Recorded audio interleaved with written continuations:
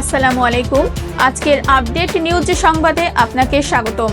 শুরুতেই থাকছে সংবাদ শিরোনাম। মোসাদের এজেন্টদের ধরে মাটির নিচে পুঁতে ফেলার দাবি ইরানের, কাঁপছে ইসরায়েল।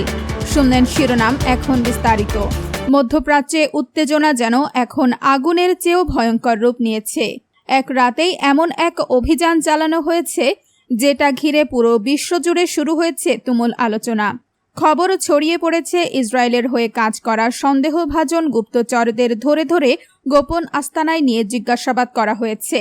আর অনেককে নাকি জীবন্ত অবস্থায় মাটির নিচে পুঁতে ফেলার মতো ভয়ঙ্কর শাস্তিও দেয়া হয়েছে। এই ঘটনার পর থেকেই আতঙ্ক ছড়িয়ে পড়েছে গোটা অঞ্চলে, কারণ বহুদিন ধরেই অভিযোগ ছিল মধ্যপ্রাচ্যের বিভিন্ন দেশের ছদ্মবেশে কাজ করছে ইসরায়েলের গোয়েন্দা সংস্থা মোসাদের এজেন্টরা।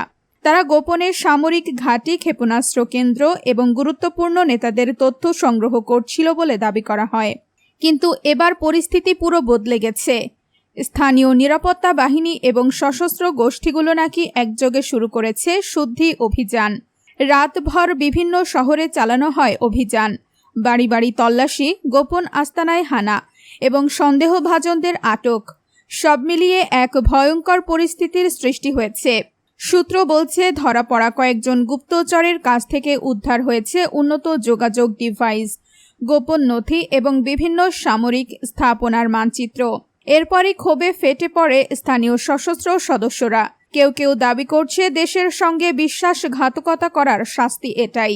এদিকে এই ঘটনার পর ইসরায়েলের ভেতরেও শুরু হয়েছে চরম উদ্বেগ, কারণ যদি সত্যি তাদের গুপ্তচর নেটওয়ার্ক ভেঙে পড়ে তাহলে মধ্যপ্রাচ্যে ইসরায়েলের গোপন অভিযান বড় ধাক্কা খেতে পারে।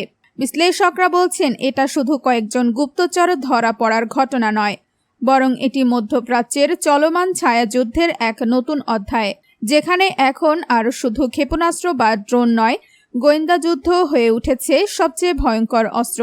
তবে এখনো পর্যন্ত পুরো ঘটনার স্বাধীনভাবে নিশ্চিত তথ্য প্রকাশ করা হয়নি।